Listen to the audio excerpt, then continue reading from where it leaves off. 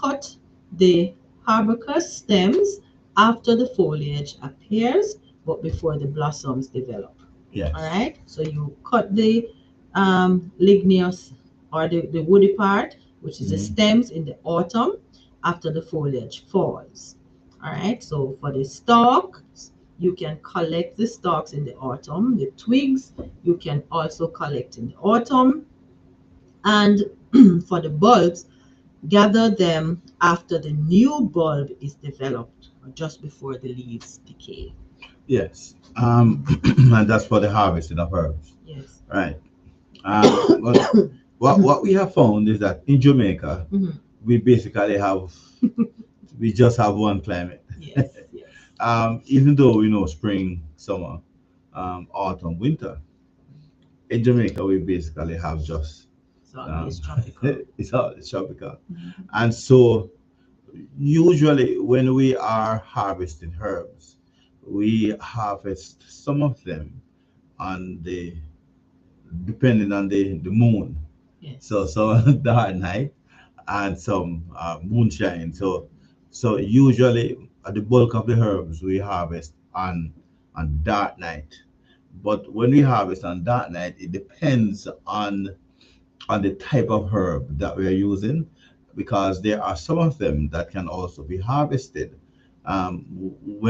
when it is moonshine, Mhm. so to speak. Mhm. And so it depends on the herb that you're looking at. We harvest them in this way because we look at the breeding pattern of the insects, Insects. because there are some insects that will lay their eggs in the dark night and or in the moonshine, and some will hatch. The eggs will hatch in the moonshine or in the dark night, right? Mhm. So you know the breeding pattern, Mhm. and so usually you watch that, and so it will tell you when. For example, bamboo or any type of hollow herbs that are in that inside hollow, you Mhm. would not harvest those on the moonshine. You would harvest those on the dark night, because for those the insects would lay the The eggs eggs. in Mhm. the moonshine, and then the eggs will hatch in the dark night. And so this is why when you harvest things like bamboo or hollowed herbs, you notice that when they dry, they shell out, because the insects will eat the insides of the plants or the Mhm. herbs, Mhm. and then when it is dry, it becomes shelly. You can't really use it. And so in Jamaica, it's just dark night and moonshine, because it's basically one type of climate. Mhm. So gathering or harvesting herbs, then it's depending on your geographical location. Exactly, Yes. exactly, yes. And the customs and so on. But So general, but you are given the right general, information, yeah, which man. is general. Yes, Yes, but remember now that because of your geographical location, you have to do the research that's before right. you do that. That's Because right. but anything that we set out to do, Yes, we have to make sure we have the correct information that's so right. that we can do what we are doing correctly. All right, Exactly so. because it makes no sense if you gather it, it's you're going to end up with spoilage. You're Exactly. going to have to just throw them out. It has Exactly. no good for you or Yes, for your health. So that is very, very, very important. that And is this is right. one of the reasons we spend some time on it because Hmm. it is important. That is true. Yes. It makes no sense we run into it and we don't have the information. So we Yes, need to ensure that we have the information. And if you don't have it, have somebody who knows. Right? and there's always somebody who knows. Always somebody who Always knows. somebody who knows. Mhm. Yes. Right. So also the rhizomes and roots. Mhm. Now, this now gather the roots of annual plants just before they flower, Yeah. gather the roots of biennial plants soon after the leaves have fallen in the autumn of the first year. Mhm. Gather the roots of perennials in the autumn after the leaves and flowers have fallen, or in the springtime before vegetation begins. And even though we are tropical all the time, well, this around about this time of the year is the springtime. Yes, Yes, so yes, mhm, yes, that's true. right. Remember the rhizome, the rhizome is the is a section of the plant that is immediately below the earth. Below the earth. Right. Yes. And so it is that fat section Mhm. of Yeah. the plant that is below the earth where Right. all of the small roots Right.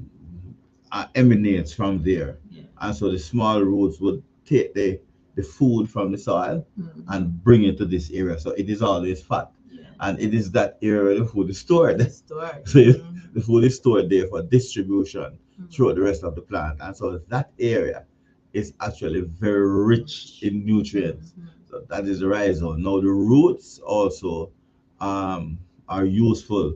And so you notice because some persons just also call the rhizome roots. They But call everything below right, they call below the everything earth below the earth roots. root. Mhm. But there are sections Yeah. that are more nutritious than others. And the rhizome is the most nutritious part under the earth. Yes. Yes, So hence the association, rhizomes and roots. that's And right. most times when you are doing your research, you will see these words together Yes. because the two things are closely Yes. close So together. in Jamaica, the harvesting of the rhizome is very popular Mhm. because in Jamaica we are used to doing persons are used to doing what we call roots drink. And so when we do roots, Yes. it is usually the rhizome Part of that the food. exactly the part that is the Nutrient. part that we are referring to. Yes. So when you harvest that section, most of the time they will take away the smaller roots so that you only have that section. Or sometimes they just let the smaller roots remain, just wash it and use the thing. But usually you take away that those root is strongly part. Mhm. Right. So the barks, as I said, you gather in the spring before the Yes, flowering, that's right. and the flowers you Mhm. gather when they are about to open from the bud. Mhm. And if it is the buds that you want, though, you gather the buds when they are nicely formed. Yes. All right. So before the flower opens. Yeah. Berries, fruits, and seeds, you gather them when they are fully mature and ripe.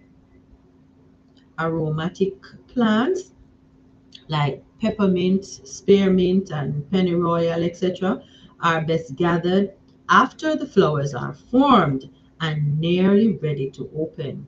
So gather them in dry weather. All right. All right. And then we're going to look at drying the herbs now, Mhm. Gilbert. All right. So how to dry herbs, and persons have their methods. Yes, yes, Yeah, persons have yes. their methods, but generally, Right. we how to dry them. So Mhm. the various herbs materials, Yeah. you are to dry them in a make sure that wherever we are drying them, it's clean. Yes. So we dry them in a clean room, Mhm. which has no dust or away from the sunlight, because we don't want the herbs in the sunlight for too long, Right. and where it is not too hot or Mhm. not too cold. We don't Right. want too much humidity and we don't want too much moisture. That's right. Do not dry them too fast. Yes, so we're not going to use those machinery to help us to dry them. Right. We're going to allow them to dry naturally. On their own, yes. Yes, on their own. Right. Mhm. So we need to guard them from mold as well, Yeah. and ensure that you know they don't get moldy, because then we have to throw them away. That's right. So in order to protect them from becoming moldy, turn them occasionally, right? Mm-hmm. So no mold will be able to form, Mm-hmm. or hang the herbs so that air can pass through them, so they dry equally right throughout. All right. So let me just say good evening to our viewers Yes. on YouTube. Sashina Barton. Yeah. Good day, Blessed Oak family. Byfield, yes. Yes, Sister Byfield. Yes. Blessed Maxwell special. Vincent. Yes. It's good to have you Good to on, have Maxwell you. Vincent. Yeah. It's good to have you on as we discuss health, and we are looking at herbs. The how to harvest the herbs. Mhm. And I am sure you would have seen your grandparent or your parent Mhm. harvest herbs Mhm. sometimes, and um, so you're just talking about the moles, Mhm. and when they harvest them, sometimes they hang them in the In kitchen, the kitchen, or they hang yes. them someplace. Yes. Sometimes these persons had outside kitchens, and so they hang them Mhm. um in the kitchen. And when they hang them, they usually hang them upside down, Right. and there is a reason for that. But they Mhm. hang them in a way that they can be properly aired, Mhm. so that, that no section of them is so attached to any area that the Area. mold can Right. grow. And Right. so when you hang them, it is better for certain type of herbs that way. Mhm. Mhm. And Yes, so the air pass the through air pass equally through. Right, through them. Good right. evening, Terry. Nice to Yes, see you and leave it. welcome. Yes, so for, as we said, to guard them from mold, is Right. the hanging is the best method. Yes. All right, so they can dry equally throughout. So the leaves now, we can, for the aromatic leaves, Mhm. we dry these in the shade. Right. Then place in the sun for a short while to prevent fungus from gathering. Unscented leaves may be dried in the sunlight, but it is best to dry them in an airy, dry place. Right. Yeah. And for the flowers now, so the strength of the flowers can be judged by the intensity of its color. Right. So dry flowers carefully. We have to ensure that we do that carefully. Hmm. But um, in order to preserve the color. All right, give special care to the flowers which have um, volatile oils. Hmm. Spread the flowers loosely on white paper. Right. All right, and then some can be also be dried in loose bunches and hang, just like we said first, with a string from a rafter or so on in an airy room. Yeah. Dry the flowers only in the shade, but Yes. place them in the sun for a brief time to prevent the fungus from growing on them. Right. But you don't want to keep them in the sun too long for No. them to burn. You know, the sun burn out the color. Yeah, and there's another reason for not putting them in the The sun, sun. Hmm. because when herbs are in the sun, they want to produce photosynthesis, Yes. which is the food, Yes. that color that it has. And so you take them out of the sun, you put them in the shade, Mhm. and because you want to ensure that the plant does not lose any of its nutrients, Yes. because since it is not connected by root to the Mhm. soil, Right. then the herb will want to go through that process, but it has Right. been detached. Right. So because it has been detached, then it if it goes through that process, the nutrients will escape. Mhm. And one of the reasons as was explained earlier, you put it in the sun occasionally, but not for Not for long. long. The only reason you do that is because you want to get rid of the bacteria, because you know the sunlight is the best way to get rid of bacteria, but you don't keep it there for long because you don't want to lose any of the, those herbs that smell nice. Mhm. Like you don't want to The lose any of, aromatic. right, the aromatic herbs. You don't want to use any of that. Mhm. And sometimes when you are using them for later on, when they use them to make herbal teas and so on, the aroma You is, want that you want aroma. that aroma, Yes. right? And you don't want the sun to take And you all that don't away. you don't want to lose that. Yeah, Yeah. initially when I started talking about that, what came Mhm. to mind, somebody might ask, so how is it that they are in the sun? They Right. grow in the sun. Yes, because they are rooted that Yes, they are time. connected to They the are root, right? connected to the root, so Yes. they won't be damaged at Right. that time. So once they are Yes, detached from the from the root root. or from Root. the main plant, then Hmm. you cannot now put them in because you see, plants are like human beings in that respect, in that it is habit. It works according to what we would call habits, and so it is used to making food in a certain way. Now the plant does not know that it has been detached.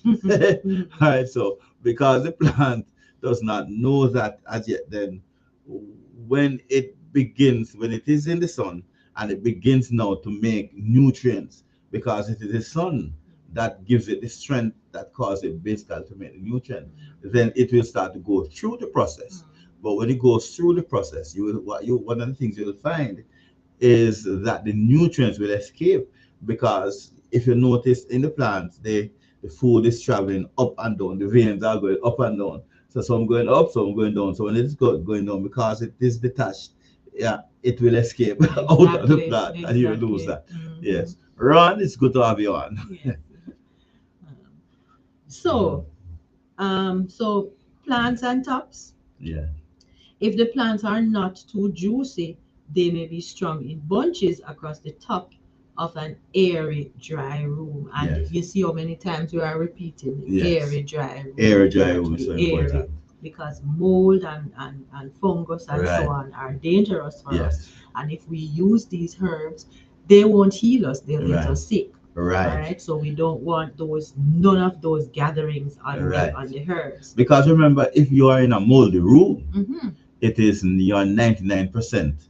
There's a 99% chance that you'll have cancer, Yes. and cancer of the lung, Yeah. cancer of the stomach, and so on.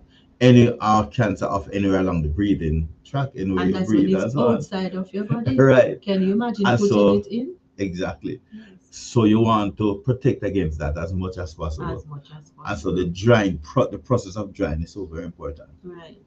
And for the pulps now, you're going to peel off the outer membranes. Yes. Then cut the pulps into transverse, straight across Yes. slices, and each about maybe a half inch in length. And then you're going to stir them ever so often. So you Right. keep moving them around. So because again, no Yes. molds, no fungus. We That's don't right. want those things to form. Exactly. So the barks and the twigs and the woods now, you're going to dry in the sunlight, all right, or in thin layers. You put them in thin layers in in the open air. If you don't have a lot of sunlight, do not dry wild cherry bark in the sun. So this is a word of caution. So wild cherry bark is not to be dried in the sun. So you're going to want to put this just in In the open shade. air Yeah, in but the in the shade. yes. Right. The cherry bark and cherry cousins. So whatever. Wild cherry in Jamaica.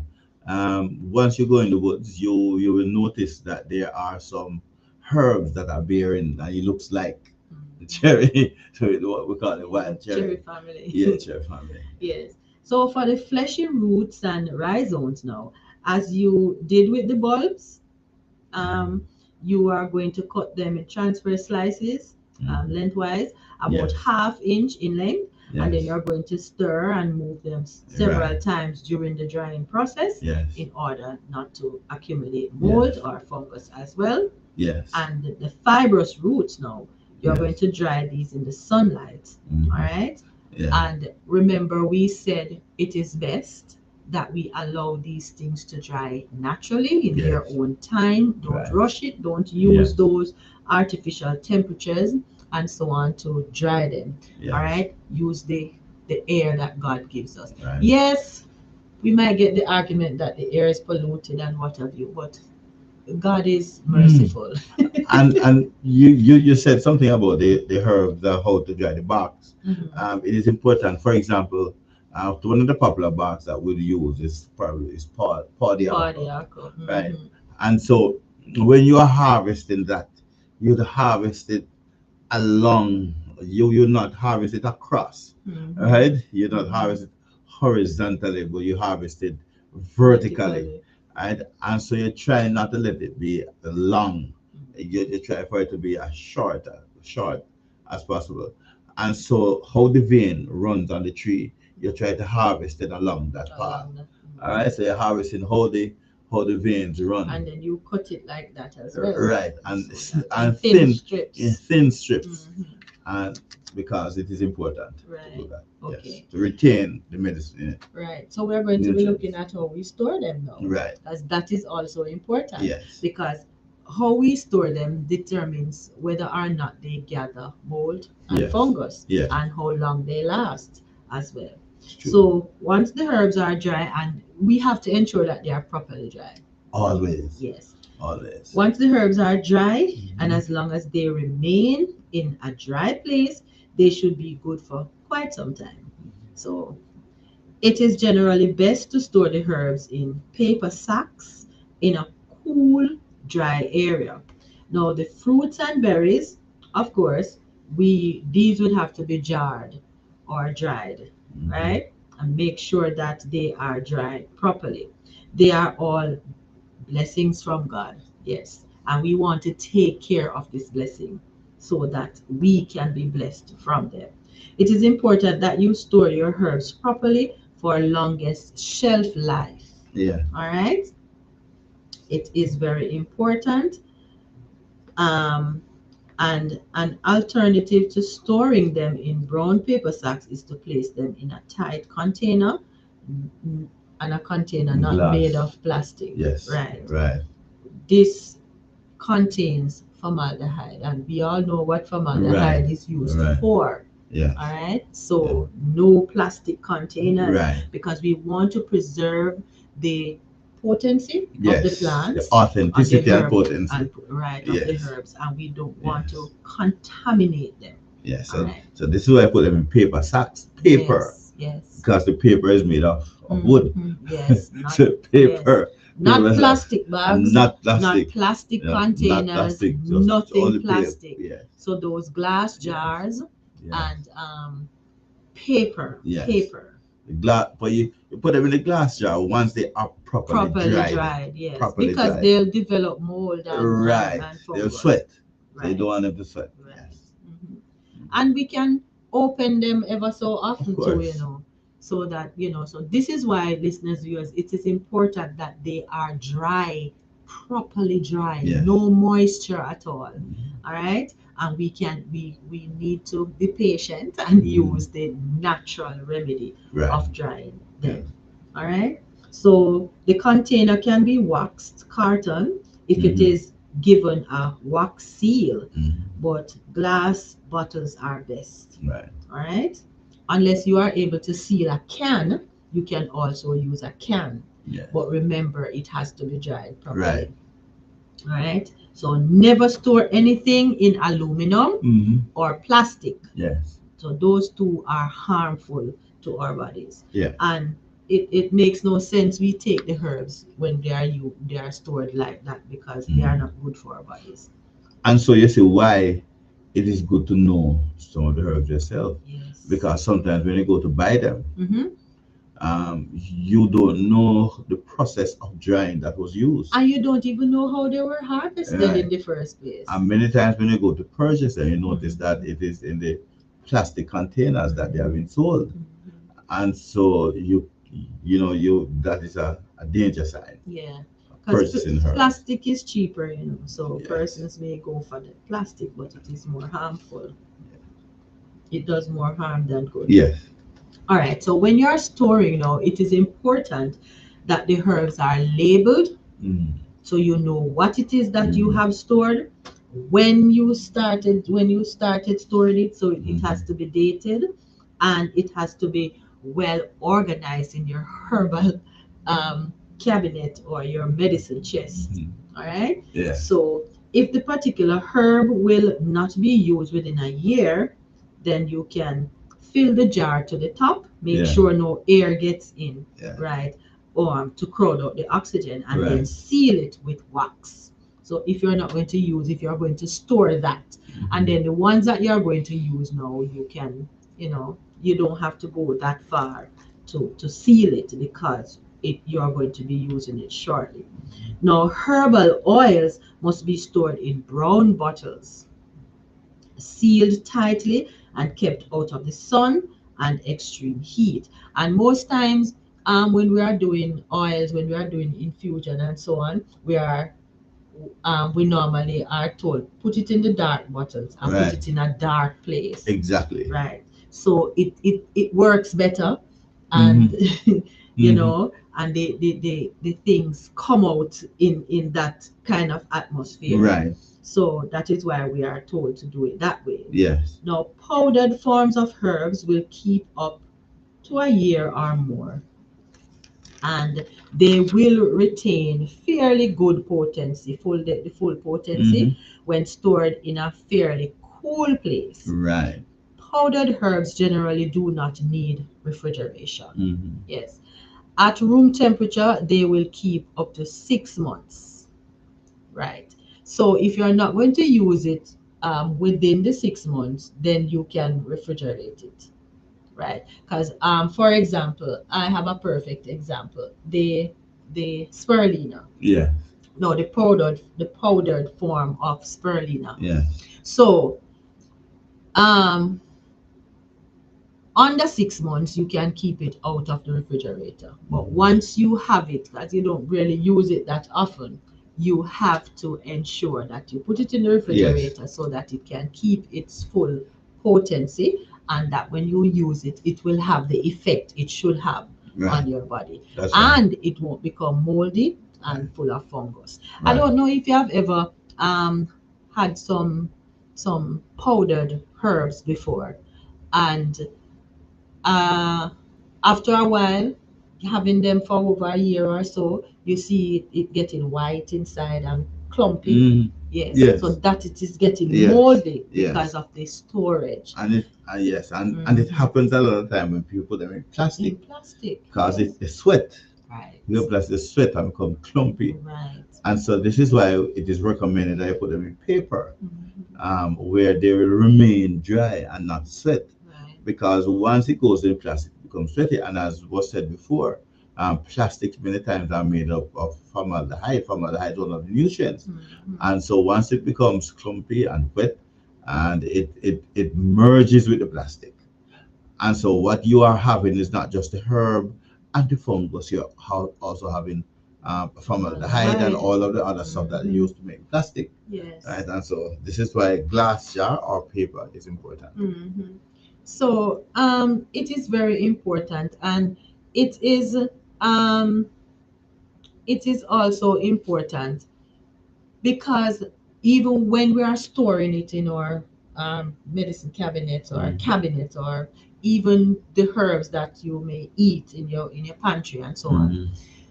it is good to move them around sometimes. Right, Move right. them around, check on them. And as Mhm. even though we are putting them aside, Mhm. not to be used for a while, Yes. but make sure that you move them around. You Yes. understand? Because when things sit in one position for too long, you might have buildups and so on. And Yes. then this area might get a little bit too warm, so you Mhm. put them in a cooler area Right. and so on. So you move them around. Yes. You know. Yes. Right. It is work. Yes. And you have to be prepared to do the work, but it is not Yes, hard work. it is. But it is work. Mhm. It is work. It's not hard work, but smart work as Yeah. well, because you want to get the best out of the herbs. But with everything, because Yes. you're at home and you clean on the weekends, you dust Yes. and you shift around the Yes. furniture. So Yes. it's the same thing, listeners, Yes. viewers. So we have to do that. And we Right. are talking about our health, That's right. and to prevent us from spending money that we don't have. Mhm. We need to do these things in order to keep ourselves healthy. That is all Yes, right. so we need to spend the time to do it Exactly instead of so. spending the money to get better. Yes. All right. We are now going to look at the preparation of herbs, Mhm. how you prepare them. There are certain general rules Mhm.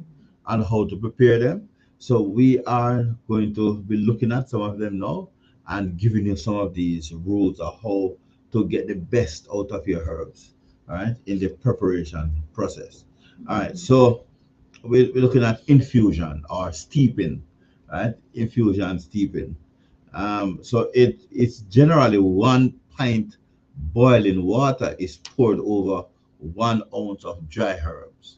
So it says 1 pint boiling water is poured over 1 ounce of dried herbs. So this is why sometimes we tell you that you need um, a teaspoon or a tablespoon or 2 tablespoons, and so on. But generally, when you're looking at the dried herb, the dried herbs are stronger than if you were to use the green ones. And so it's 1 pint boiling water is poured over 1 ounce dried herbs. So cover it with a tight fitting lid. When steeping, cover it with a tight fitting lid after you have done that, so the steam will not escape. The steam helps to help in steeping process. Let it stand or steep for 20 minutes in the refrigerator, a short time till use. Is the average the average dose is 1 teaspoon, is Mhm. 1 teaspoon Mhm. of the of the Herb. herb per teacup. All right, 1 teaspoon of the herb per teacup, and take 3 times a day. And it's Three not times a those day. big mug, you know. No, And no. it's Yeah, specific, it is. those little Yes, teacups. teacups. Little teacups. Yes. All right. Exactly, because it's not. We are used to big cups. Big cups. If it is big cups, then you have to do a little bit more. More. Alright. Exactly. Yes. Because we are born into a culture where we have big cups, Mhm. right? And then you take it 3 times daily. The infusion is used when the volatile oils in herbs are needed, as in peppermint and spearmint, or when the herb is composed of flowers or leaves. And so, for example, there is a herb that is called balsam. Balsam. It smells very nice. Smells very, very nice. And so when you have dried it and you want to, you can steep it, Mhm. and but you want to retain the smell and strength, and so you once you steep it, you cover it, and then it is, as we said, teaspoon, 1 teaspoon to 1 teacup. All right. If you are going bigger, if you have a bigger thing than a teacup, if for example, if it's 2 or 3 teacups, then it is 3 teaspoons.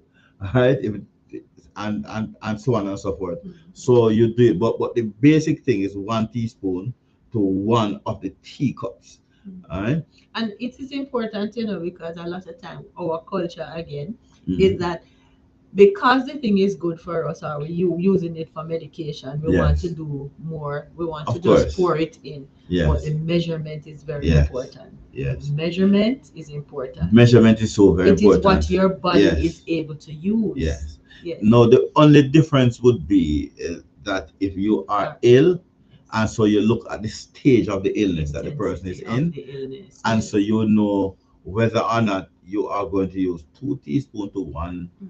cup to 1 teacup, and so on. Mhm. So one of the things you have to do is to know the stage illness Mhm. that the person is at, Mhm. so that you can make the adjustments to it. Right? And a sun tea is made in this way: put 1 ounce of dry herb and a pint of water into a large jar. Place this in the sun for 2 to 4 hours, and the heat from the sun will extract the herb into the liquid. Mhm. Now, the most basic thing is that you want the herb to be in the liquid, right? So so this is why you put the water in, Mhm. because you want the what is in the herb to be transferred. To the water. If it is a green herb that you're doing, you want the greenness to be in the water. So you would do it this kind of way to for the transfer. Mhm. Yes.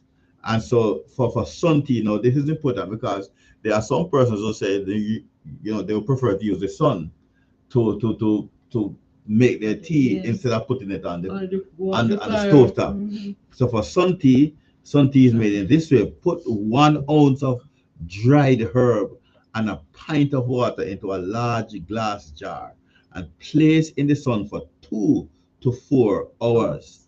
And the heat from the sun will extract the herb into the liquid. That is what you really want. Mhm. And this is why, too, when you're putting it to dry, you ensure that you dry it on a dry surface and not on any surface that has water as well.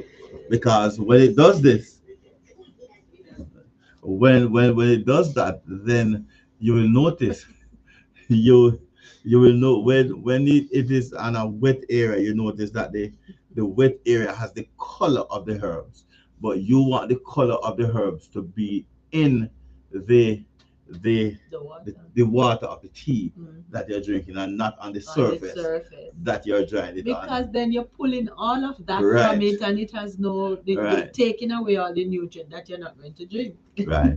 Welcome, Melissa and Marlon Brown. Good to have you. Yes, welcome. One of the things that has happened to me already is that sometimes I'm harvesting herbs, Mhm. and you leave it on an area and you don't even remember that you put it on an area. Yes. And then the rain start falling, and then the herb is there, and then about a day or two after you go, and when you go and you find it, you notice that the herb that the area that the rain fell on the herb has changed to the color of the Color of herb. the herb. All that goodness So is all of gone. that goodness is gone in it, but it Yes, cannot be used again. yes. So this is why I say when you go to buy them, you have to ensure that it is from a credible source, that you don't go and buy herbs that is not good, so to speak.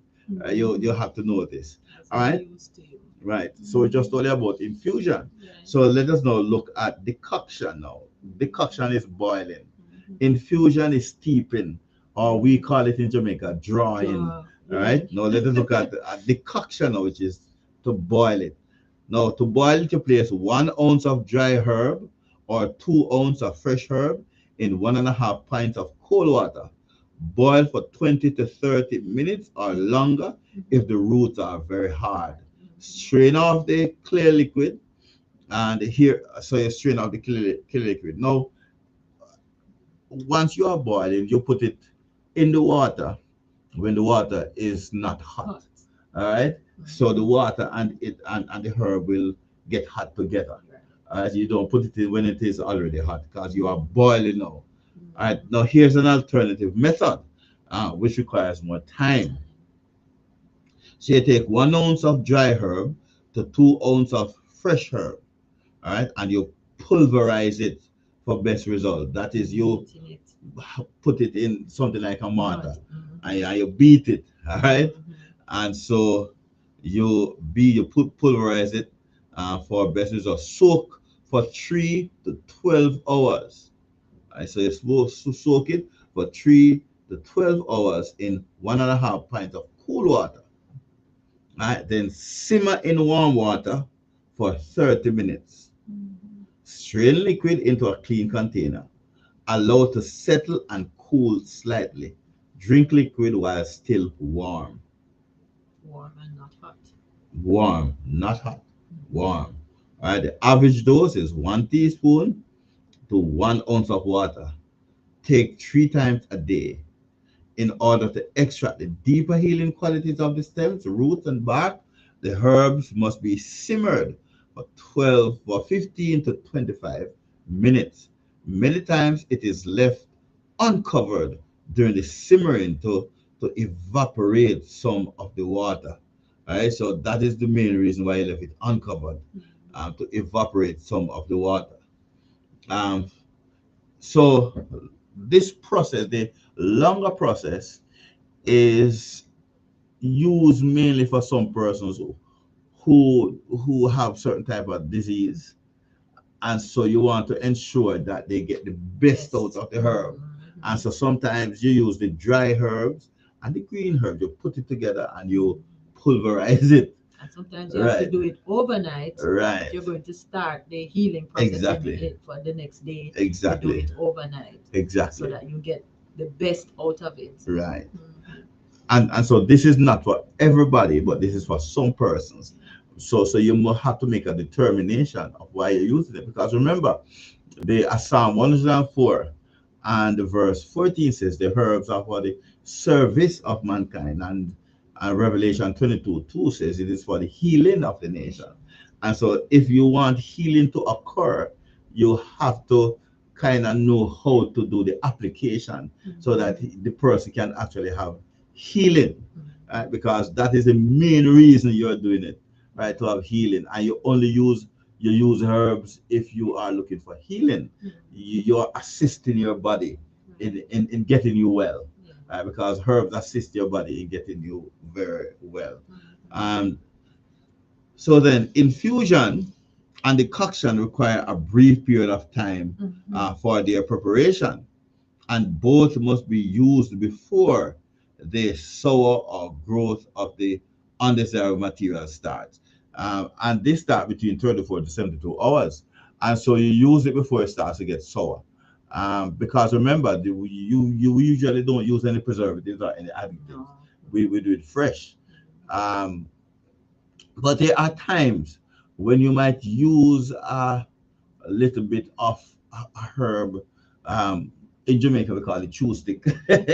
Choose a little piece of chew stick. You might add to it, or you might add a little piece of pepper, elder to it, because you want to preserve it a little bit more. So you don't want to refrigerate it, because and you don't want the content to deteriorate. You want to maintain the content so that the person can have it, say, within between 3 days to a week, And the potency. right? And the potency remains, and so it is not deteriorated. The potency remains, and so you use what we call true stick or pepper elder to allow for that process. Yeah. All right, so we're giving a little secret of how the herbs work. Right? Yes. Yeah. Yes. All right, and so sometimes we want the fluid extract. And so it is not just steeping or decoction. It is not just drawing it or boiling it. Sometimes you want to extract the nutrients from the herbs, all right, without doing that, without going through that process. So we call it fluid extract. This is a tincture which may be as concentrated as a regular tincture, but may be much as 5 times more concentrated. One of the herbs that we love to do this with is one called leaf of life. We make sure we get the juice out of it instead of boiling. Another one is Eat it. right. You beat it to get it out, and there are various methods that you can use to do this. To get to extract the juice from that, and you do it with a number of other herbs as well. But again, it depends on the severity of the illness, because it is for a particular illness that you're doing it for. Yes. And so whether or not you want it to be concentrated or not concentrated. Yes. So this is how you do it. And when it is done this way, you give the person like a teaspoon or half a teaspoon to drink as well, because it is highly concentrated. Um, so that one, I will tell you one of the herbs that men love to do this with. Um, Duppy gun root. We love to do this with Duppy gun root to get the juice out, because that is what you want for a particular purpose, or for broomweed root, because men would use this for purposes of strength, so that they can get strength. That's all. All right, and then so we look at fluid extract, and so we also look now at concentrated herbs. Concentrated herbs. Now, these are relatively new products on the market. Some herbs need to be taken in larger doses to be effective. Now, some herbs need to be taken in larger doses to be effective. For those who take many capsules of a herb daily, using concentrated herbs is a great help. All right, and so this is why you do that. The concentration is often 4 to 6 times that of the original herb. Concentrated herbs are taken one step further than herbal extract. They are freeze dried to remove moisture content. The result is a solvent free product, um, with no added alcohol. No added alcohol. Now, this powder has all the nutrients in a form that will digest quickly into the bloodstream. They work quickly for the relief of pain. Notice they work quickly for the relief of pain. And so you do this for persons who are experiencing pain. All right.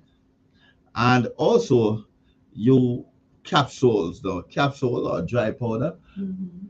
All right. Now you dry the herbs. Dry herbs are powdered, then placed in a two-piece gelatin capsule. And these capsules that you put it in, it has to be plant-based. Must be plant-based. Yes. All right. And so you don't want any plastics or anything that will cause the person any harm. All right? It has to be plant-based. Um, so the capsules contain about 400 to 500 milligram, but this varies with the density of the herbs and whether the herb is a root or a leaf. All right, so as you see that a leaf is different from the root. All right. So if it is the root, it's a different type of healing that you're looking for, and it is the root, it's a different type of root that you are looking for. Yes. And so the capsule may sometimes be opened and emptied in the hot water for tea, and this can be made into a paste for poultices, tinctures, and decoctions, infusions, or just swallowed. If there is a problem swallowing the capsule, they can be moistened by dipping them in water or a little vegetable oil. Or I would say the vegetable oil I'm thinking of is coconut oil. Right? In Jamaica. The olive oil, Yeah. because you can drink the Yeah, olive man. oil. Because I'm in Jamaica. Coconut oil, And olive we, oil. yeah, we normally don't have the No olive vegetable one. We have the coconut one. So use the coconut one in Jamaica. Yeah. The capsule should be stored in a cool, dry place so they do not acquire any moisture and become a little brittle. So you don't want them to become brittle and you don't want them to acquire moisture. Also, excess heat and moisture will soften the capsules and they will stick together. Now, the advantages of capsule: is a capsule is ready for use, and strong acrid herbs like valerian root or wormwood are more pleasant to take. Wormwood, we call it in Jamaica whitehead. Capsules can also be inserted in the rectum easier than tablets because it is smooth. And uh, to treat. So if swallowed, you can take powder, not the steep or boiled liquid, and the powder in the capsules gradually ages. So you have to remember that the powder in the capsule gradually ages. It does not last forever. And so a major disadvantage is that many capsules are made from boiled tissues derived from slaughtered livestock. So only can right. So you make sure that the capsule is made from um, herbs, plant-based capsules. All right. Very important. Right. Now tablets. Debbie has made these tablets already, and we have done it, and it has been effective. And so you can also make the tablets from the herbs itself, and tablets are usually very good. So if it's a dry herb, you're using a dry herb plus an excipient, which is a binder or a carrier. Now, this is important. Whenever you are using a herb, you must always have a carrier so that it can go directly to your tissues. So this is what you want. All right. Now, the dry herb is pressed into a tablet shape. The tablet can be used in the same way as a capsule. All right. Now, the advantages: tablets do not tend to stick together and will resist a warmer climate better than the capsules. You can make the tablet yourself and know exactly what is in each one. And when you make it, you know exactly what you're taking. Right. And the disadvantages and is it's not that hard to do. no, you have made it. We have made it, so it is not hard. To do, no. Right. The disadvantages is that you do not know exactly what is in each one. All right. So do not let your supply of herbal powder be too old, for it will be difficult to be dissolved in the stomach. All right. So don't let it become too old. Now, there are two ways to prepare your own tablets.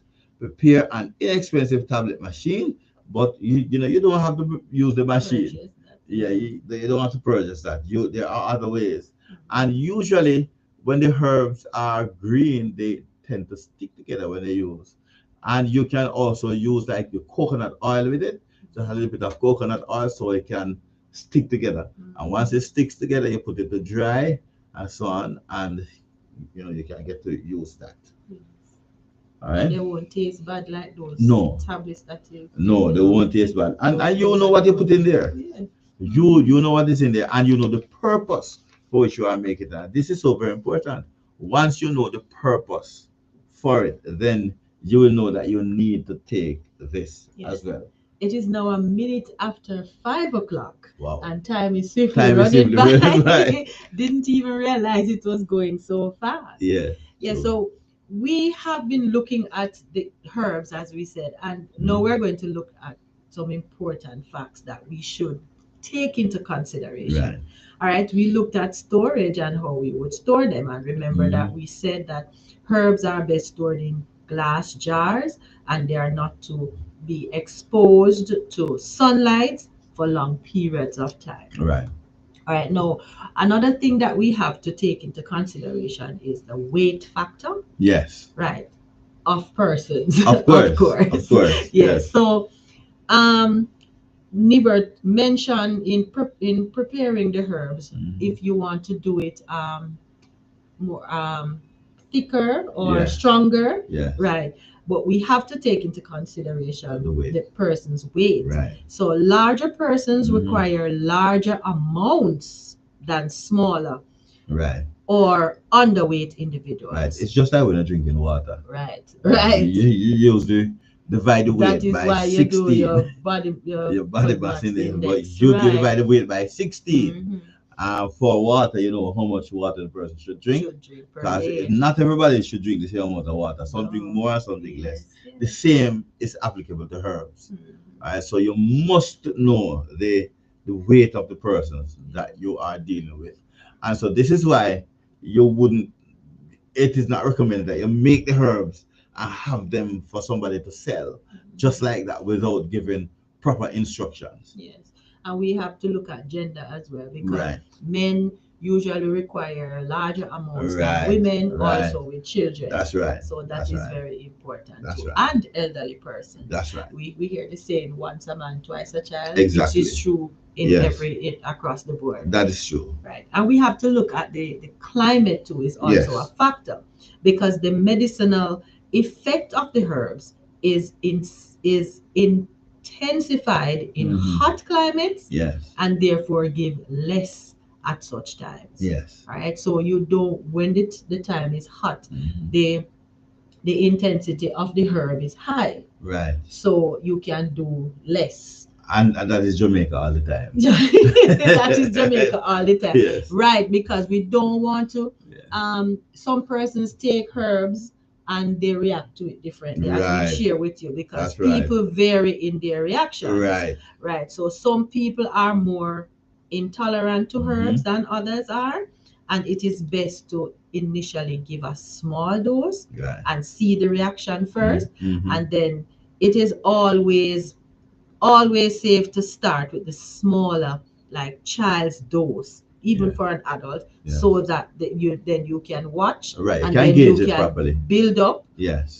to a larger dose if Yes. that seems Right. best. Because what you want is to gauge it. Right. Make sure the person that overdosed Right. You or can underdosed. or underdose. Yes. Underdosed. Because then when Yeah. you watch and see how the reaction, you Right. can build up slowly, Yes. and you can increase it slowly as Yeah. well, remaining on each level for Mhm. 2 to 3 days, Mhm. and then you observe if there is any unusual reaction, Right. because some persons may be allergic to ragweed and they right, so That's right. give them a small dose Yes. and document it. Mhm. Journaling is very important, so Very you important want to with know herbs. what did I do yesterday Yes. so that I am reacting this way You today.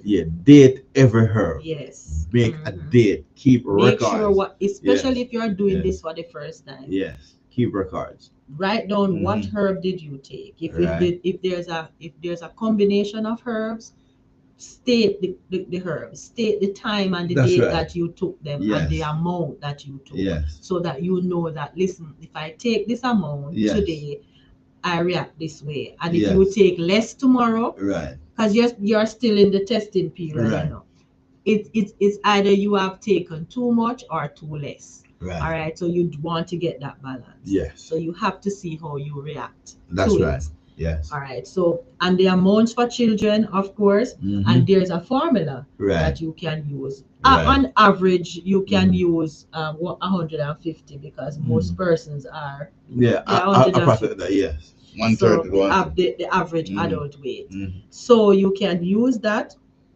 and you divide that 150 by the child's actual weight. Right.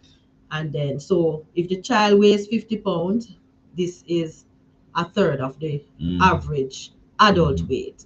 for 150 pounds. Yes. So therefore, you only give him a third of the dose. Of the regular dose that the adult would take, you give the child a third of it. Yeah. All right. So it is important. It is work. It is very important though, because you don't want to kill yourself, poison Right. yourself, overdose yourself, That's or right. underdose yourself. That's right. All That's right. right. And during pregnancy, also, you have to take this into consideration. Right. When the person is pregnant. Always Because- find out if the person is pregnant. Exactly. Yes. Notice that when women go to the doctor, the first thing the doctor asks them, Yes. they You're do pregnant. a pregnancy test. Yes. And then they Mhm. ask you, when was your last period? Right. And then they write Mhm. these things down, Mhm. because then they can start to do the diagnosis properly. So you set the foundation first, Mhm. because if you are pregnant, you are treated differently than when you are pregnant. When you are not pregnant, I should say. All right. So it is important. This is one of the factors that you take into consideration when Mhm. you are administering herbs, Right. any form of medication. Yeah. All right. So women respond to herbs differently Than when men. they are pregnant That's right. and than men. Right. And at such times, Yes. it is best to give smaller Yes. herbal Yes. doses and observe the response. Yes. So They have you a- give the dose and you Yes. give it time to see Mhm. how the person responds. Because remember, now it's not she alone, Right. She has another human being Yes. growing For inside pregnancy. her. Yes. Right. And then how that other human being react to it too is very Mhm. important. All right. Yes. Women's hormones are different from Are men. different from And body types. The body is made up a little bit differently. yes. And so you apply to women, it's different from how it will be applied to men. Mhm. Yes. And the hormones are heightened at that time Right. as well. Mhm. So sometimes mild and nutritive herbs are best Mhm. in this sense, in this situation when they are pregnant. Some herbs should not be given at all during Definitely. pregnancy, Golden including seal and- diuretics Right. and purgatives, purgatives, those Mhm. that purge you, Mhm. and the goggles. Yes. I can't call that word very well. Now, all of these are active in the Mhm. pelvic area Right. and should be avoided, because Yes. sometimes That's you where you might get pregnant. it might Pelvic area, yes. mimic your labor, Yes. mimic the labor. So Right. sometimes you don't want to give women these kinds of Of course. herbs during Yes. pregnancy. So you have to look for the friendly ones that can also do the work. Yes. It's friendly and mild. Yes. That can also do And God the work. provides them. Of course. God provides Because them. you notice that the herbs, there are herbs that are intensive and some that are not intensive.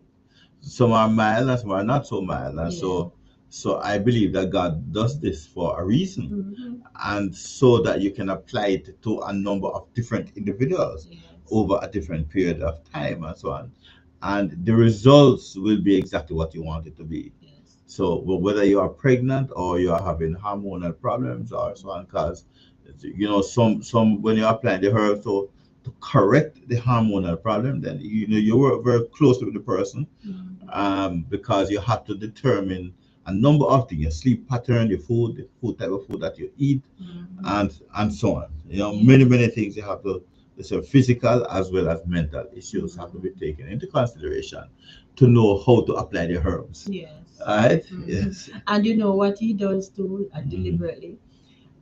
Some of the herbs, most of the herbs, they don't just use for one thing. No. They use, so you Yes. might have one that used for this, two that use for the same thing, but one is more, one Yes, is milder. than the other. Yes. So we can use True. the alternative. That is so true. And speaking of milder, there are persons too that you have to look at. Some persons are more robust than others. Mhm. Some persons are what we call nervous people.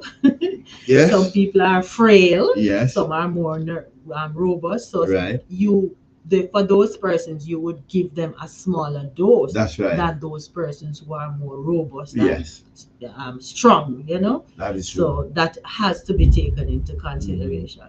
That is Also, so people with high blood pressure, true. Mhm. remember now, whatever we are going to be taken. And this is why persons like me, Bert, that specialize in these things, he has to go through a interview process Yes. with the person. Yes. So yes.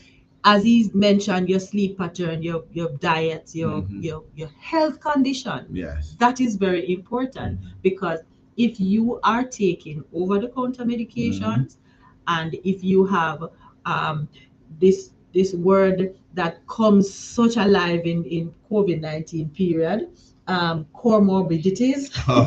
Comorbidities. Yes. Yes. If you have any underlying illnesses Yes. or anything like that, Yes. high blood pressure is Yes. one of them, because Diabetes, this is yes. called a silent killer, Right. because some persons don't know That they have it. that yes. they have it, Yes. right? And then you may take some of the herbs that kind of elevate this, Exactly. and then this can be Right. harmful. So these are some factors that we really have to take into consideration. Allergies and so on. No, these persons should avoid herbs that stimulate the heart or constrict the blood capillaries and arteries, like That's right. licorice root Yes. and ephedra and lily of the valley. These are some of the herbs that you are to stay away from. But cayenne and garlic can be used in normal amounts, which That's do right. the same work as Yes. those do. All right, Yes. so we have to take that into consideration. And when herbs are combined as well, we have to make sure that we know how to combine, what herb to be combined with what Right. herb. Right? And you have to If know it why is you're not combining done them too. properly, Yes. one herb may overpower or Right. neutralize the effects of the Yes. others, and you're wondering, so how is it that this worked for this and I'm not getting better? You understand? Yes. How is it that I'm not getting better? Right. So we have to make sure that we take all of these into consideration. Also, laxative herbs Yes. is also important. Yes. So yes. yes, so we need to make sure that we give slow acting laxatives in the morning, so as not to disturb our sleep. So if you are going to take laxative herbs, Do it it in the is morning. best you do it in the morning. Yes. If you take it in the afternoon or close to bedtime, you're going to be up Of course. and you're going to lose sleep, Yes. and you're going to further break down your Yes. system. Yes. All right. So yes, you were going to say. No, I was saying the herb that you match. Mhm. You make sure that one does not overpower the other. Yes. A number of persons do this all the time. Some persons just love to put a lot of things together, and I don't know what gives, why persons love to do this. We are They just Jamaicans. use We to love put to things. overdo. We use a Um, big mug for tea. Yeah. We use even the medication. We Yes. take more than the dose that we are supposed to take, because we just want more of it. If you are putting the herb together, make sure that you know why you're putting it together. If this one lacks something, Right. then this is why you will add something that it does not have when you put it together, so that you'll have something complete, because you must know how to treat the person, why you would want to treat this person in this particular way. For example, you wouldn't mix chia seed and flaxseed together, all right, because omega-3, which Even though some recipes call for it, but then you have to balance. right. You have to. So there's have to depending be on a what, balance. if you want some omega-3 and putting these two together, then it makes no sense. It makes no sense. Use You one of them, one or the because other. flaxseed has a stronger is stronger than Omega chia seed. seed. So the flaxseed will overpower the chia seed. Mhm. So the chia seed will only go to full belly, but but it won't go to doing any kind of work whatsoever. So you just use flaxseed. So this is why we say you know exactly why you are putting these things together, what this one lacks, or what is it that you're adding, so that you can enhance the strength of the of this thing that you're giving to the person, and the strength of the decoction, the strength of the tincture, the strength of the fuel extract, the fluid extract, you or the strength of the concentrated herb, because you want to know exactly what you're doing, so that the person, when the person gets it, they get the maximum result from it. You don't want to give the person and it does not work. You know, and it causes more harm than good. And also not just the the amount that you put together, but the Yes. number of herbs that you put together. Yes. Yes. Yes, because some persons mix 6 and 7 Right. herbs, and Yeah. you know, it is not beneficial to And your and the body. quantity, Right. the amount. You know what you're doing. Yes. This is what we say. Right. Just know what you're doing. Understand what it is that you want to achieve. Mhm. Because when you do this, it is something that you want to achieve. Right. So know how to apply the herbs so that you can get maximum result. Yes.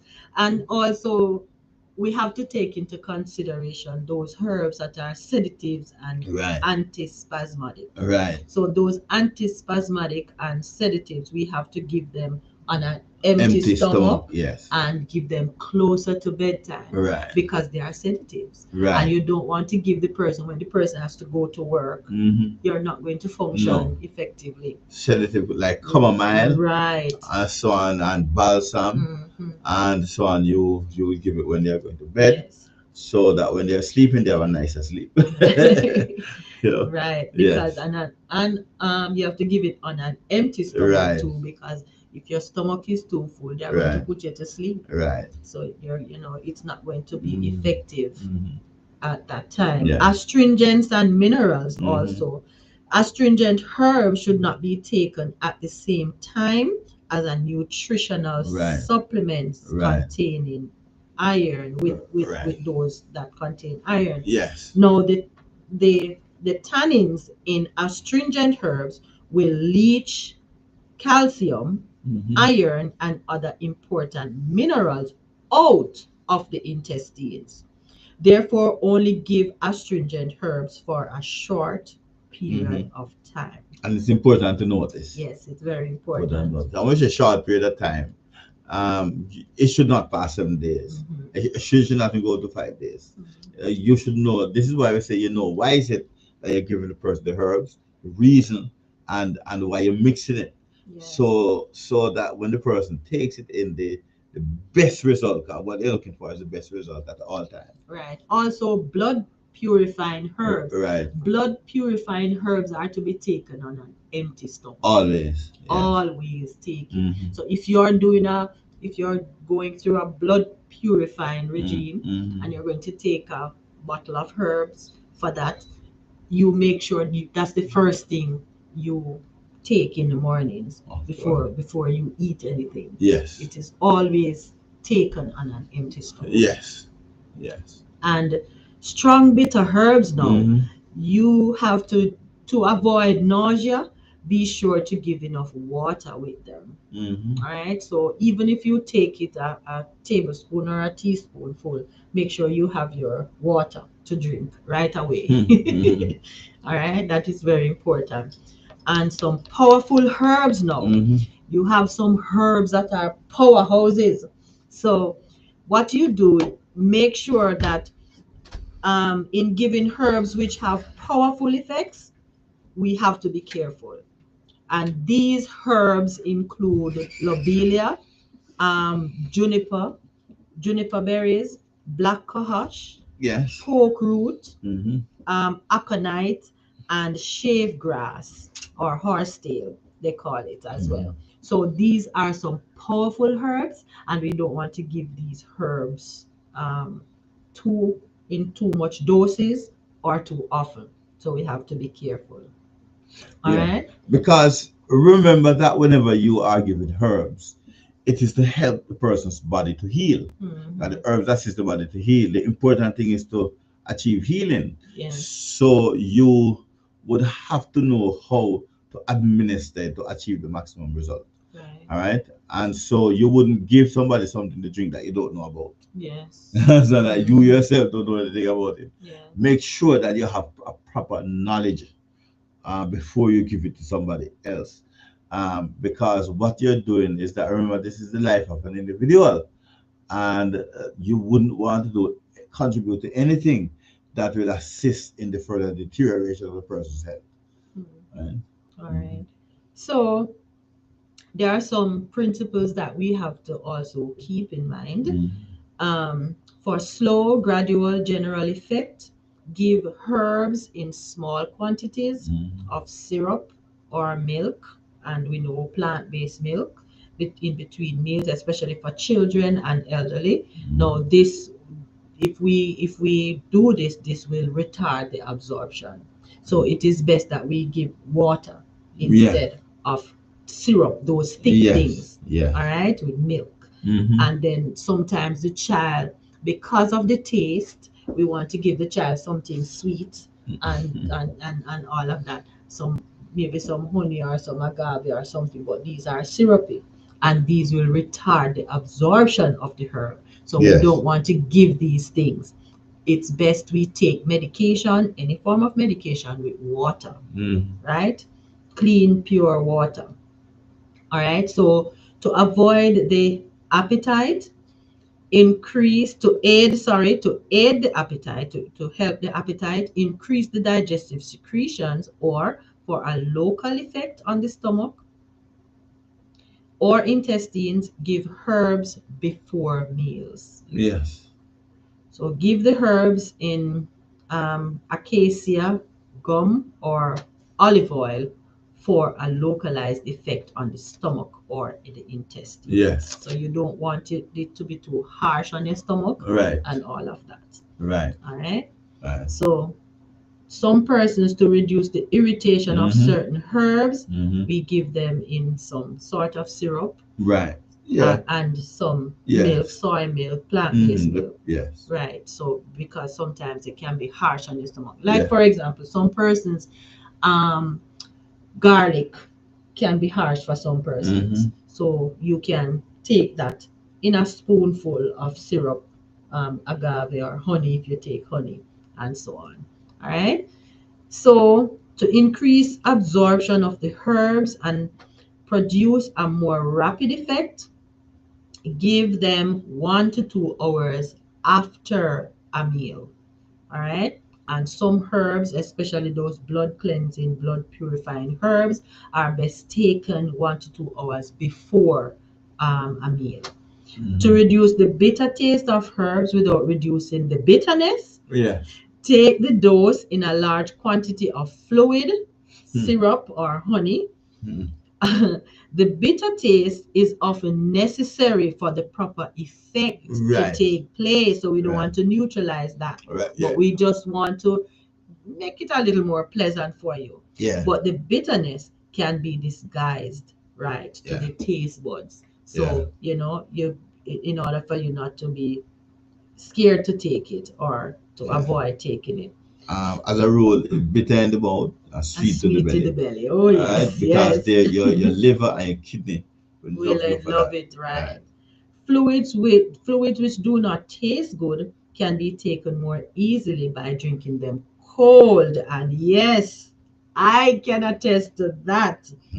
It's best that you drink them cold. When I'm drinking some of those herbs, I put them in the refrigerator, maybe about 10 minutes or so before I drink it. I just pour it in my shot glass, and then keep it out a little, and then I drink it. It's best if it is cold. If it is hot, you don't want to take it at all. But then when you think of the health benefits though, you just take it down. But I personally, and it is proven, it is advised that if some of them are so bitter or they don't taste good, not necessarily bitter, but some of them don't have a pleasant taste, but it's best if you take it cold. So it's like you're drinking some lemonade without sugar or some something. You just drink it cold because it goes down better. All right. So and then you can drink some plain water afterwards. And remember, take the taste away quickly. And remember, you want to do this in an emergency situation. Only cold, because remember, your body produces a hormone that your body has to deal with. So that is why you let it you take it out a little, and let it sit a little while. All right. Pink, good to have you on. Good to have you. Greetings, good to see greetings, you. Greetings. Yes, and another thing that we have to take into consideration is our weekly rest. Mm-hmm. And we have a weekly rest Mm-hmm. day. So in order for herbs to work best, they should not be one day each week. Then they should not be taken one day each week. Right. Then after 2 to 3 weeks of treatment, no herb should be taken for 3 days in a row. So you have a rest time. So you have to make the herb work. All right. During this rest period, observe the patient or the person taking the herb. If the person's energy remains low during that time, if or if the symptoms worsen at the end of the rest period, so you have to put the person back on the herb dosage. If the person improves during the rest period, then extend the rest period a day or so, and then continue the treatment with smaller doses than you were given before. Right. If the person seems to completely recover during the rest period, then the treatment can be changed to something more like a tonic. So you would give the person a tonic, herbal tonic, so to help to strengthen the person and Right. take a nutritive approach. Right. So if new symptoms or I just want to say a little bit on the rest day. Mhm. You give herb in a cycle. Right. You develop a particular type of cycle. Yes. Because you want your body to become accustomed to taking it at a certain time. The rest period must coincide with the rest period that God has in His words. When you give when you are administering herbs, it is the Bible says 6 days shalt thou labor and do all thy work, but the seventh day is the Sabbath of the Lord thy God. In it thou shalt not do any work, thou nor thy son, nor thy daughter, nor thy manservant, nor thy maid servant, and so. And so when you are doing that and you follow the pattern that God has given, you find that you will get the best result. Yes. The very best result.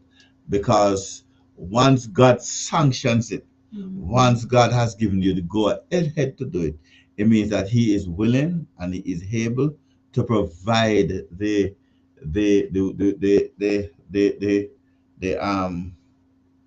do a way so that you can be healed. So He's willing to provide healing. And you must be in a position where always ask the Lord for help. He provides the herb, He provides the nutrients, He provides the minerals in it for it to work, but it cannot work without God saying it should work. Yeah. And so for every time you administer herb with the person, then both of you, if you are giving it somebody all the time, both of you should pray. If you're doing it by yourself, make sure that you pray to the Lord and ask Him to help so that this thing can cause your body to be well again. Yes.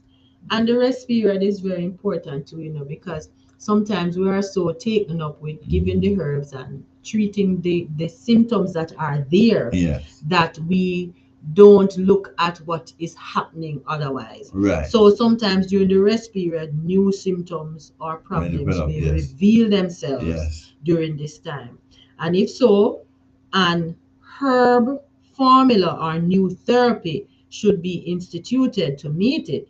So sometimes the person is not getting better, the person is developing new symptoms. Yes. So we need to, pause, put that aside for a little bit, and treat with the new ones. Yes. So because sometimes those are fine, but new things are developing. Yes. If the person seems to get stronger during each rest period, begin reducing therapy and extending the rest period, so that if there's anything, sometimes the person just need now more rest. Right. In order to get stronger. Right. So sometimes, that is what we need to do. And then there are some teas too, some types of teas that we have to take into considerations. So When bitter teas are taken, they have a tonic effect Mm-hmm. on digestion and related organs. A cool infusion or decoction is used for tonic effects. So hot teas are used during for sweating therapy. So you want to persons are having flu-like symptoms and so on, then you use a hot tea so that they can you can Sweat. get sweat therapy. They Yes. can sweat.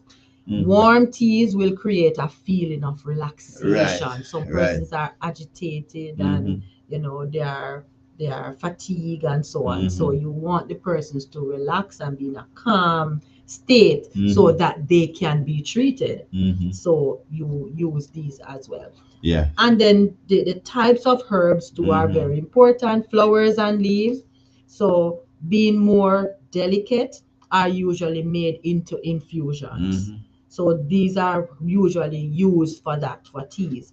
A decoction is used when trying to extract healing properties from most roots, Mm-hmm. barks, twigs, and seeds. Yeah. So you have to know the how What to they're use the doing. herbs. Yes. So Mm-hmm. the preparation of the herbs. Mm-hmm. When do you prepare it by tincture, decoction, or and so on, infusion and so on.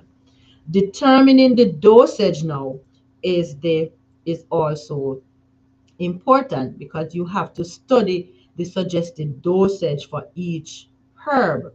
So, and then if you are mixing the herbs, then now you have to take that into consideration. All right. So consider whether the disease is chronic or acute. The stage. Yes. Right, the stage. Mm-hmm. Whether the patient is a child or an Yes. adult, Yes. or whether he is strong Yes. or weak. Mm-hmm. If it's a female, whether or Mm-hmm. not she's pregnant. Right. Perhaps lactation or menstruation is Yes. present. Yes. Consider the age, Mm-hmm. the temperament, Mm-hmm. the sex, and Mm-hmm. size of the individual. Mm-hmm. These are very important. Extremely important. And it it is always safer to start with a smaller dose. And if that is always if that works well, then you increase it slowly and go back to the normal dosage. Now, if a child will take the herb, give him only part of that which an adult would receive. Yes. All right. So remember, we did the Mm-hmm. that formula, the 150 pounds Mm-hmm. average adult weight Yes. to the child's weight, and then that will come out to a third of the Mm-hmm. the adult dosage. All right. So herbs for children, we only give them mild herbs. All right. And adults who are experiencing an acute ailment, not harsh laxatives and strong cleansing herbs. We don't give them that. We give them mild herbs, can be taken in large amounts, usually a cup, maybe a cup of tea for per dose. All right. So that is what we are. We those are the things that we take into consideration. Mm-hmm. And then we have the applications of herbs as well. Either we are going to do fomentation, we're going to do a poultice, or we're going to make the oils, Mm-hmm. or we are going to do douches, or we are going to do bolus. All right, so these are some of the things that we take into consideration. So for fomentation, so these are cotton towels. You can use cotton towels soaked in a herbal tea infusion. So you're going to do an infusion, boil it or steep it, and then you are going to place them in it, and then you're going to place it on the body part, the affected body part. Now this stimulates blood and lymph circulation. Mm-hmm. It warms the joints and other body parts, and it reduces internal inflammations and relieves colic and pain. And this works, listeners, viewers, I tell you, this works. Blessings, Septon. Nice to have you on. Yes, this really works. I remember few months ago when I had a fractured bone, and my leg was so inflamed, and this was one of the things that we used. We soaked the thing, the towel in the in the mixture, and put it on the area as hot as you can take it, and it helps the circulation because it was so painful. And then after a while you feel the pain gradually, going away. So what we can also do is alternate hot and cold fomentations. Healing blood moves from more rapidly by doing this into and out of the affected area. So this is especially helpful for sluggish circulation, constipation, urine retention, etc. After soaking it in the herbal tea, fold and wring the hot towel slightly and place it on the affected area. Over that place or layer of, you can, over that place, you can place a layer of plastic on it to, to keep it, the moisture in, and you can keep the heat in. Place a dry towel over all of that, by and or you can use a heating pad on top of it. And then what you do, you resaturate the hot towel, the soap towel, resaturate it so that it keeps that heat in, Inside. so that the blood can move, the healing blood can move, and then the pain will thing. Um, oh, good afternoon, Sherbian. Yes, we understand. Thank you for joining. Thank you for joining. And then now, another type of herbal application is the poultice. Right. The poultice knee bird. Right.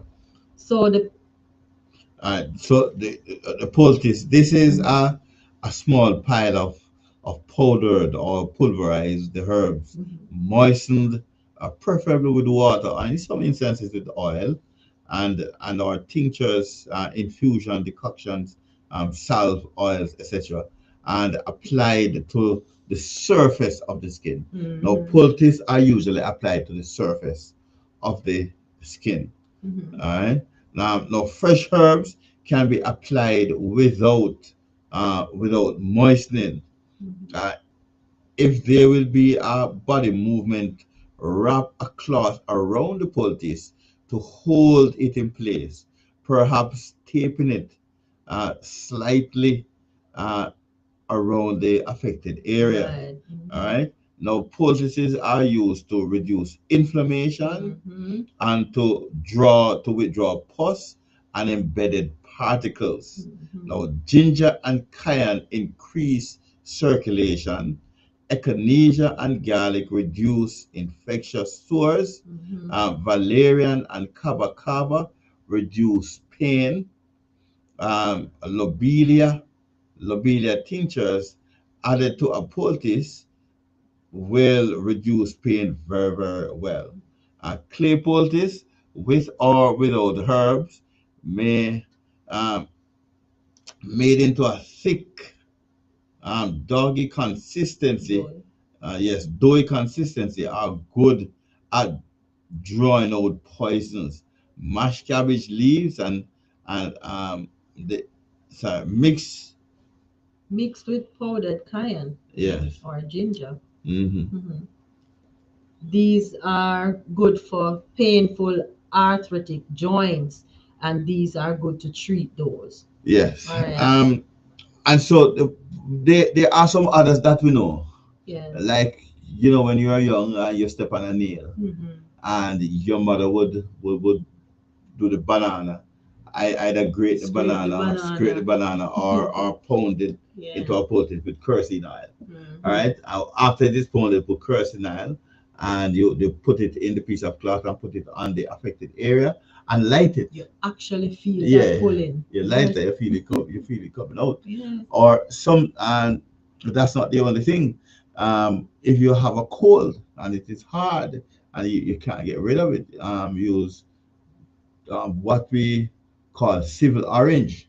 Civil orange with So orange. yeah, we call it sour orange, civil orange. We use that, we warm that, and we use the pulp out of it, and we put a little honey in it, and we drink it.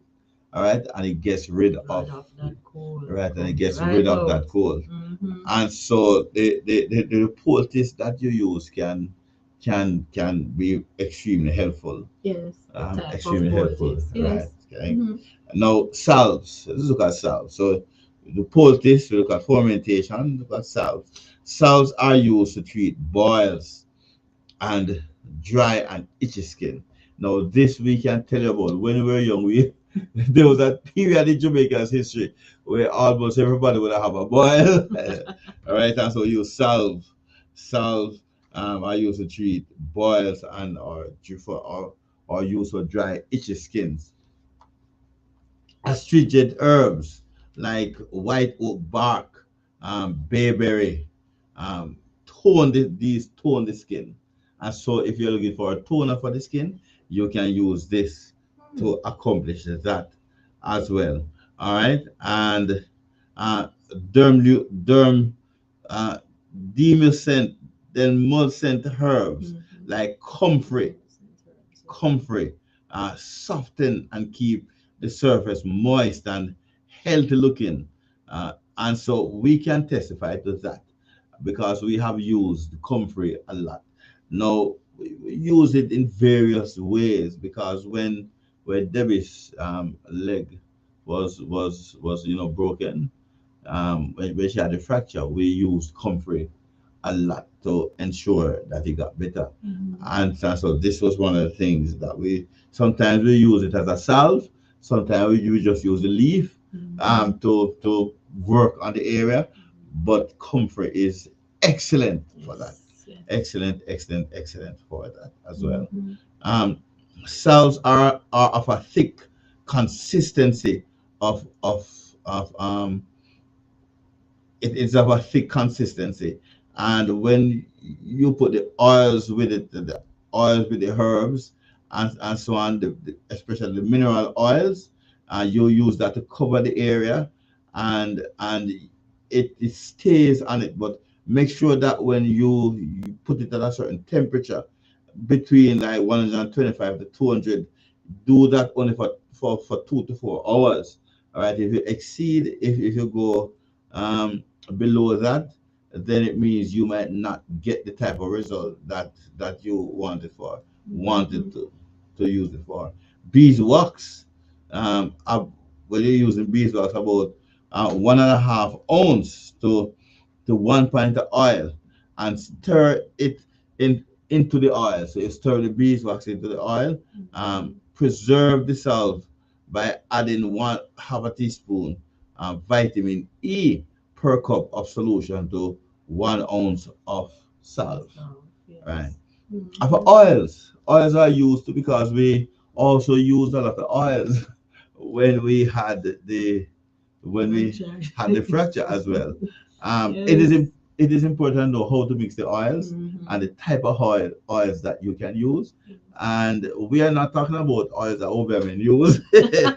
Not at all. We are talking about peppermint oil, and we are talking about um, orange Orange oil and tea tree oil, oil, yes.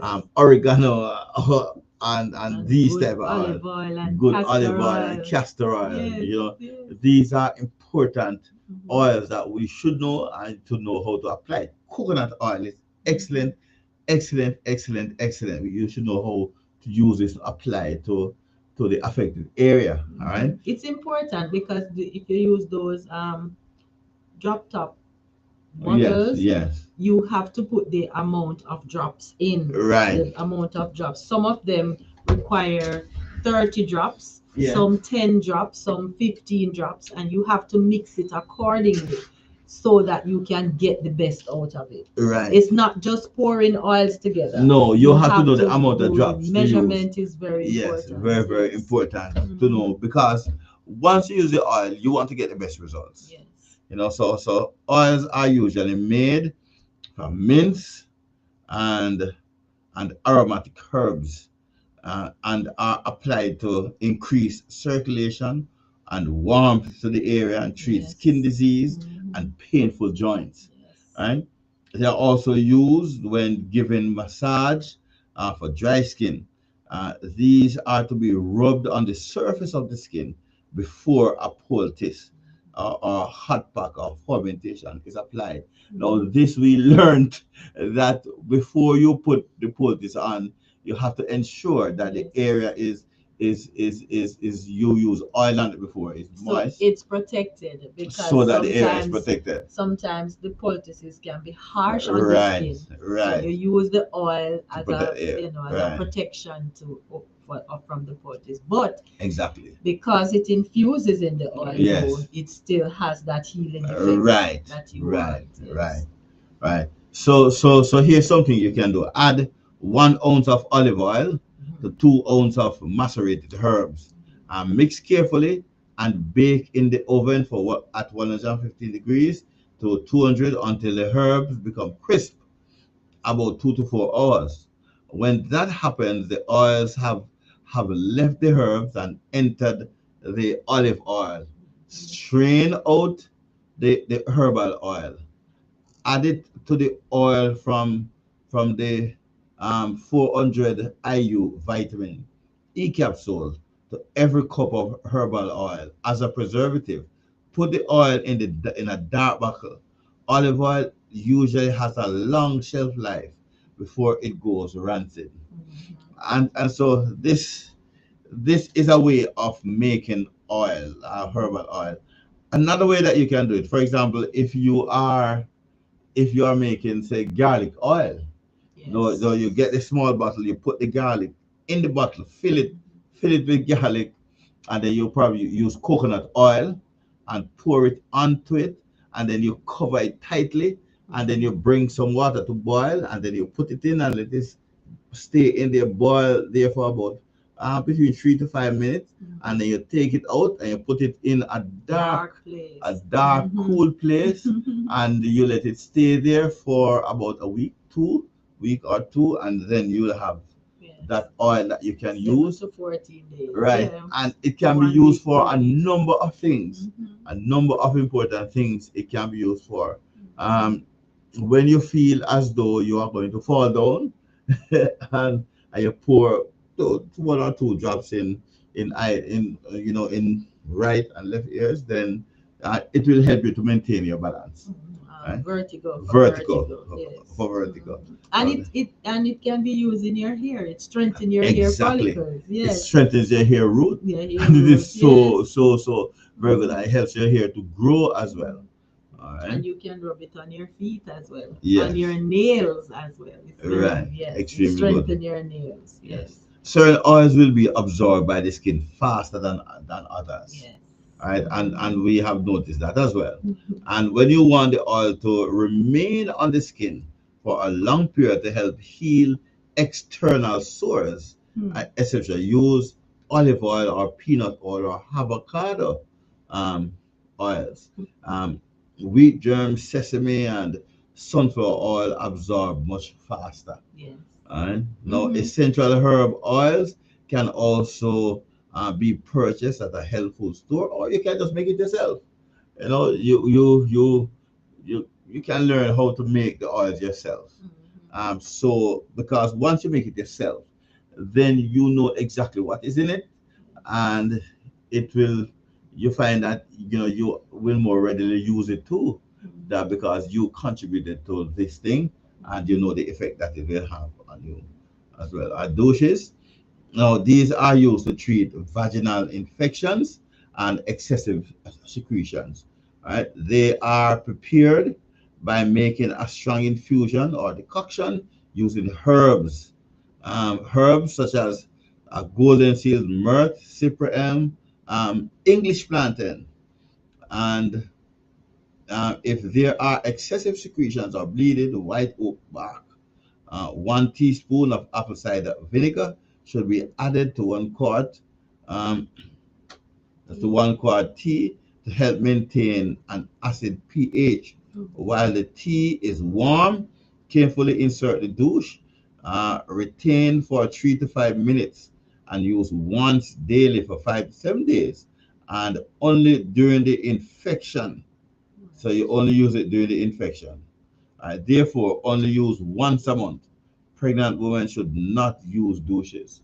Um, let me also say though that if you have a cyst, an ovarian cyst, say you have an ovarian cyst, or any type of cyst in the fallopian tube area, that type of thing, and you could put on water to boil. Let the water boil for say 5 to 10 minutes. Let it boil, and then you would um, tip just a little bit of peppermint, just a little bit, or you can use the French thyme in it, right? And you stoop over it. 1 drop of peppermint One oil. drop, just One drop. one drop. If you can do half a drop, it would be good.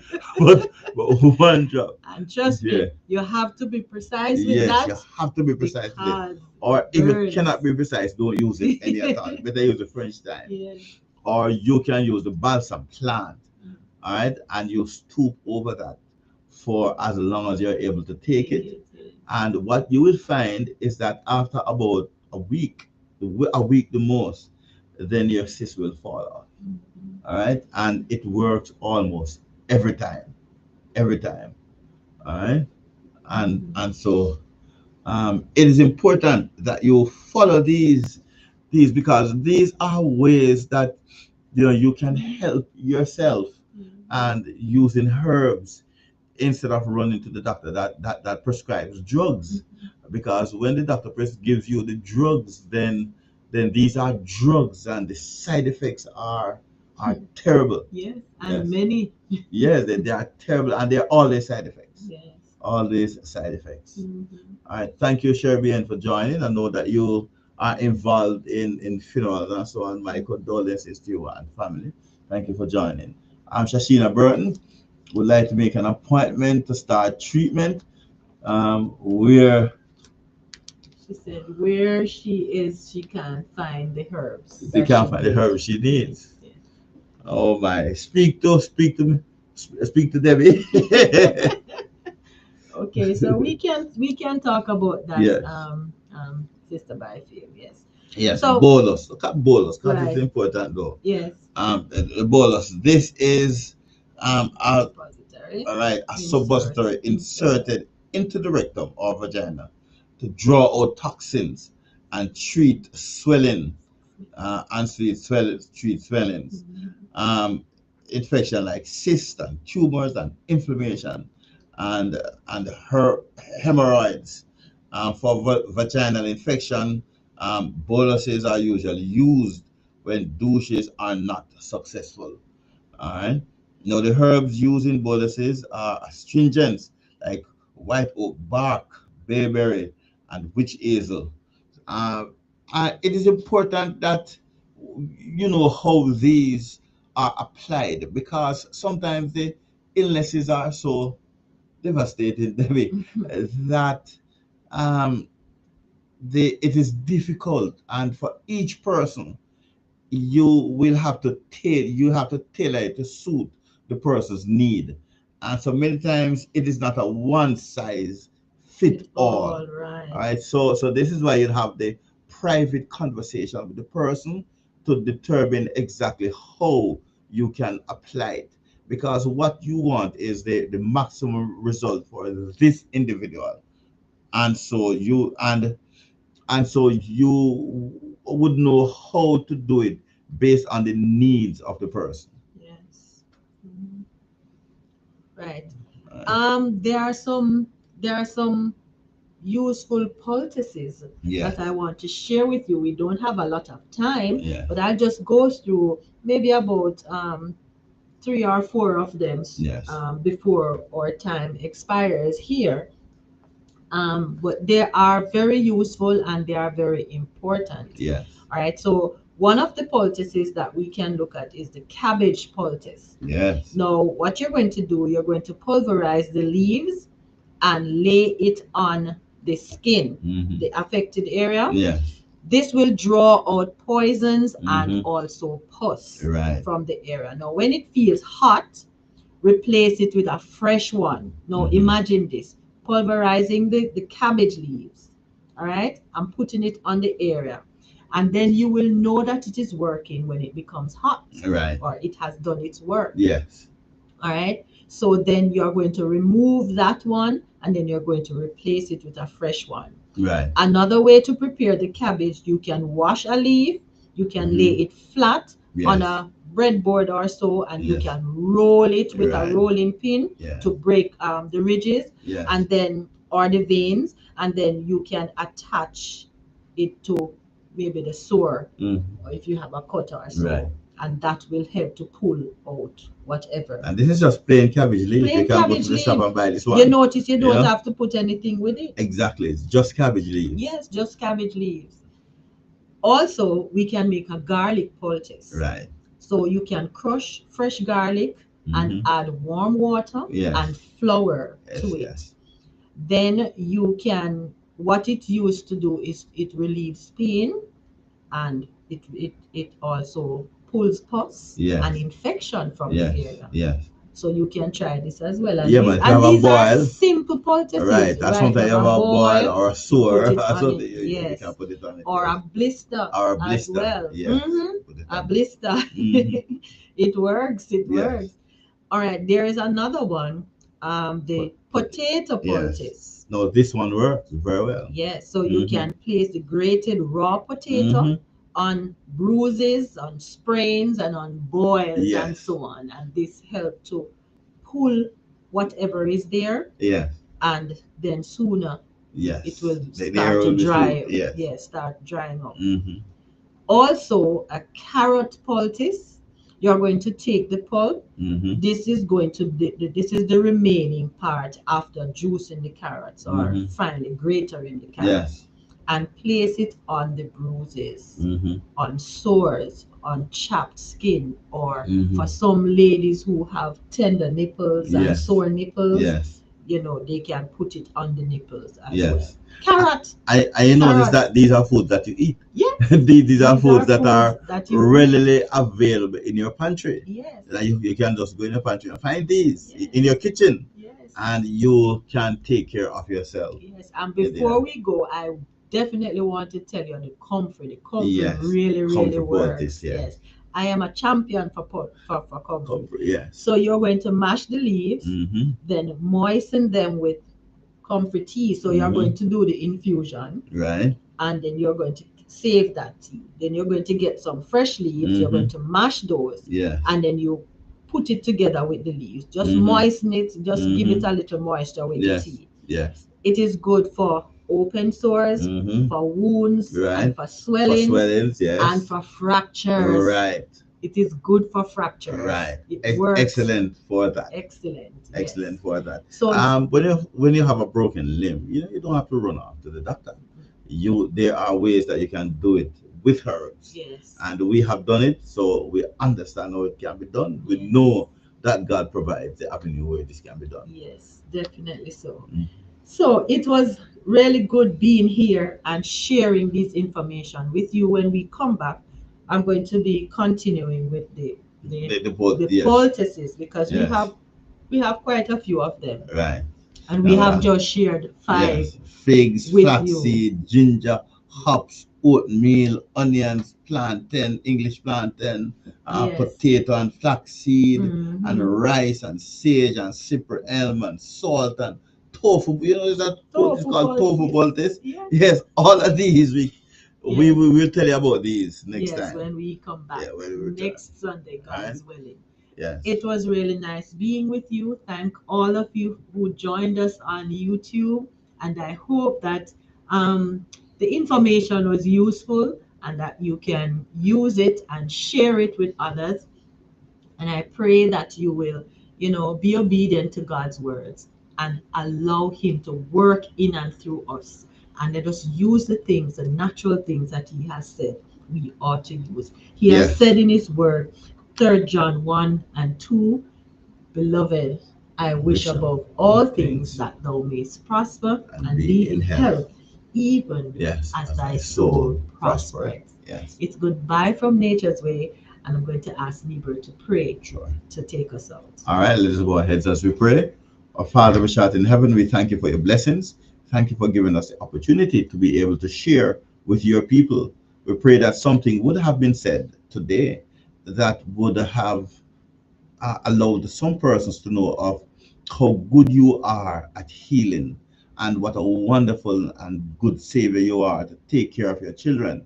And so we pray that as we practice these things, we will understand that you really would like to heal us spiritually as well as physically and also mentally. And that if once we put ourselves into your hands, you will do with us as you see fit. Thank you for the opportunity that you have given to us to be able to work in this regard with you. And we pray that your people will be blessed and be led to a place where they will serve you in spirit and in truth. Through Jesus Christ, our Lord, we pray. Amen. Amen. Let us put our houses in order and prepare for the second coming That's of our soon coming King. Amen. Have a good week. Amen. I am the God